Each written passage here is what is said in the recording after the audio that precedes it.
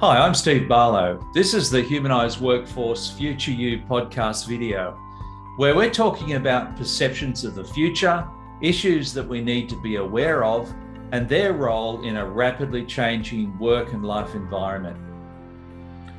Hi, I'm Craig Saffin. The Humanised Workforce Future You podcast series is focused on the key factors evolving to create a more humanised workforce and how people from all walks of life are creating their future selves. I think the stress comes from the effect that COVID has on the family and communities and staff. Plus we had vaccine mandates brought in. So technology can't help that. That's just a personalised stress for, I've lost 25% of my workforce. How am I going to do this? I have to close a ward. I have to close beds. That element of stress will be there. Yes, it's lessening because we're starting to understand what nursing with COVID looks like.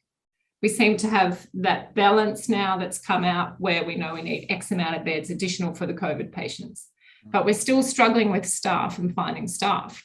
But where technology could potentially help is just trying to sort of create this seamless sort of invisible flow of work behind the scenes. So it might be as simple as making a dashboard more visible for a nurse unit manager who can see patients in, patients out, acuity level, staff availability, bed flow from the emergency. You know, that whole process, it's very complex. So anything that could be implemented in that space to just bring the information that they need in real time on demand right in front of them is helpful. Because it's saving them time, it's saving them a little bit of stress. It might only be 30 minutes in the day, but that's amazing. I'd love to have 30 minutes back. I can spend it with a patient or educating a staff member or helping a student with something. Like that is crucial. That sort of stuff is really powerful. Now, 30 minutes at the end of a long shift can be a lifetime, can't it? So I understand what you're saying. What about skills that as nurses, you've described the skills they need for technology and to get this training earlier in their career. What are the things that they don't need to do now that can be handled comfortably by technology? They don't need to sit down for hours and write paper notes. Yep. If the hospital has an electronic medical record system in place, okay, that in itself is time consuming. We're literally not walking around with clipboards at the bedside. And some hospitals are. This is the change that's happening in the workforce in hospitals now. You have the difference between private and public. Who has more funding, who doesn't, who's raising enough money to do it? Yeah, Is a government we're not going to go there today. today. We're not going there today. No, we're not. All right. All right. Can you tell me a little bit about the leadership? Before we started this recording, you were talking a little bit about the leadership and the difference in the functions and maybe communication gaps. Can you talk to us a bit about that and what the situation is, but what you would propose? Oh, it's really interesting you talk about this because I was working on user personas yesterday with our UX UI guy. And I said, it's really hard to define the nursing personality. But here's what I think a NUM looks like and here's what I think a nurse looks like. Good question. I think leadership now, with all the digital change that's happening in the workforce, has to be transparent. 100% transparent. We have to embody this culture of psychological safety. We have to enable a mindset that challenges in a respectful way. We have to be involving our teams in processes and change that are happening on the floor. It doesn't have to be this, and I often say this, top down, bottom up. It doesn't have to be top down all the time. Let's work together collectively. Let's sort of shift that focus of senior management is here, junior management is here, because the senior leaders in the groups and the teams know so much more than we do. So let's start imparting the knowledge. And some of the hospitals have started doing that. They've started bringing in these leadership group training, fellowship style things where certain members of the hospital can come together and the senior leaders come and sit with them and they mentor them and they sponsor them so that they can understand the roles a little bit further. We just need a little bit more of that. We need to make it visible. It's unusual, isn't it? Yeah. Mm. Yeah. That must be a really like a drag. It's almost like taking out a huge amount of IP, isn't it? So out of the system. Definitely. Yeah. Being able to share that is so empowering to the staff, because fundamentally I believe that any organization is driven by culture. And if the culture is right, people jump out of bed and they're happy to go to work and they're excited to be there, and working with such and such today, we're going to have a great day and maybe we're going to change the world one little tiny idea at a time type of attitude. And you're happy to go to work. Productivity increases, sickness decreases, and there's this general want, this desire to want to be there, to want to help, to want to commit to an organization. But this issue of psychological safety that you mentioned has been a constant theme through the sessions that Steve and I have been doing.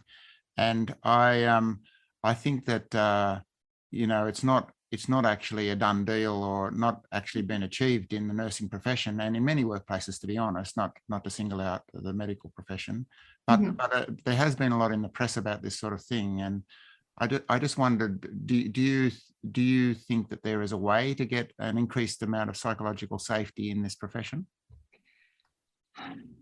I think it's a matter of mindset change to accepting that it needs to happen, and being confident enough to take a leap of faith and lean forward and try and change it. If you are the manager or the leader on the floor, how you lead is crucial. Management and leadership, I find, are two very different things. You can be a manager and not a leader, and vice versa. Sure. A good leader helps the people on the floor. I have had some brilliant leaders, amazing, male and female, different ages in, over my years. And it's interesting because what I took out of a good leader is they have a genuine want to know how you are and how you're feeling and what's going on the floor and can we help. They want to get to know you a little bit better. You're just not a number. You're part of a team.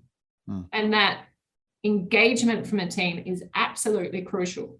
Absolutely crucial to feel like, oh, actually, I can come and talk to you about X, Y, and Z, or actually, I disagree with you on whatever it is, but be comfortable enough to have that conversation and not feel like you're going to get in trouble for saying the wrong thing.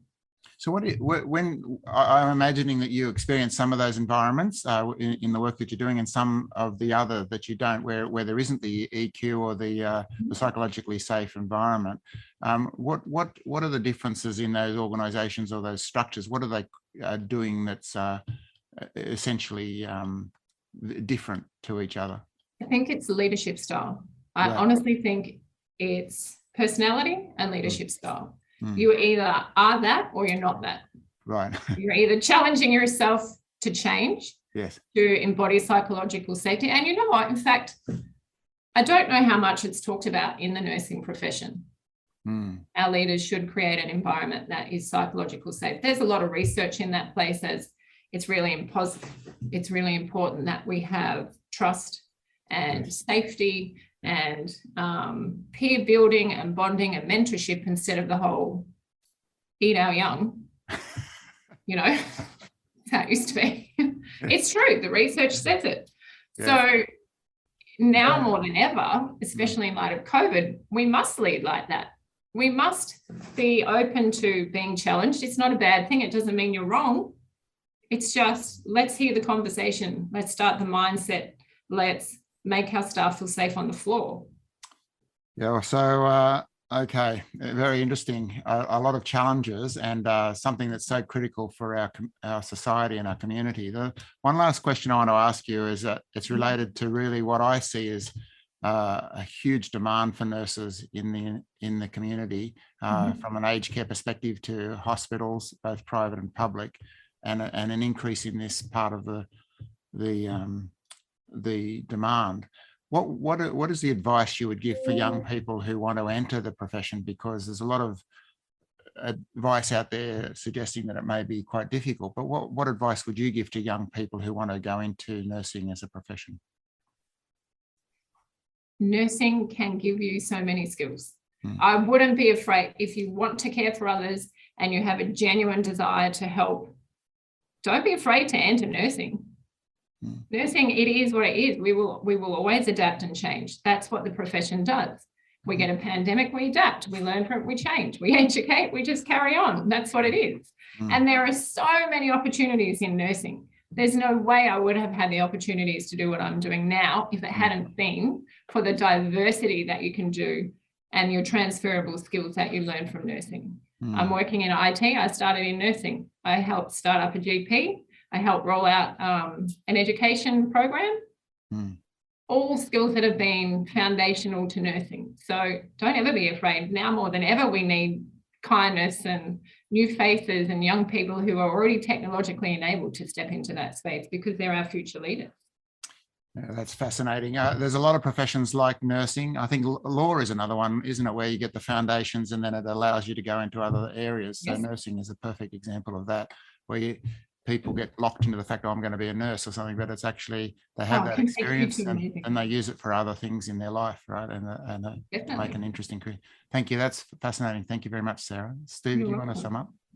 Yeah, Sarah, I just want to sum up what you've said, or what, at least what I've gotten out of it. And the big umbrella thing to me is about creating and supporting flow. And there were 8 areas of it that I got. So I'm just going to go through these real super fast. You obviously were talking about technology and tools to do things better and to create movement, to create using technology as a tool for that. You also talked about education and getting prepared for more flow. So helping people to be more aware of what's going on and what the opportunities are. You talked a bit about people and the fact that we live busy and stressful lives, and that's the same in nursing and many other areas of life. And then we need to be able to cope with change so that we can get on board with the flow and the way things are changing. You talked about government policy that needs to be there as a foundation, allowing flow to happen more readily and mirror what's happening in the real world or what can potentially happen. You talked about data flow and being able to have information in real time at people's fingertips and the way that that can help reduce errors in the system. Talked about culture, the importance of embedding flow in the culture and a culture that supports that and getting that right. Talked about many benefits of flow, increased productivity, positive attitudes. And you also talked about leadership and the role that they play in creating flow, being transparent, having psychological safety, being involved at all levels from top leadership all the way down, and involving other people, being willing to share knowledge and put that IP into the system and share it around. So yeah, that was what I got out of it. I think it was great. I love it. Is this where I say, can you email me my notes? We can definitely share the notes with you. Sarah, it's been incredible. So much energy, and you're so passionate about what you're doing, and that's what makes Steve and I get a lot of pleasure out of doing this and meeting such amazing people like yourself. So thank you very much. You're welcome. Anytime. My pleasure.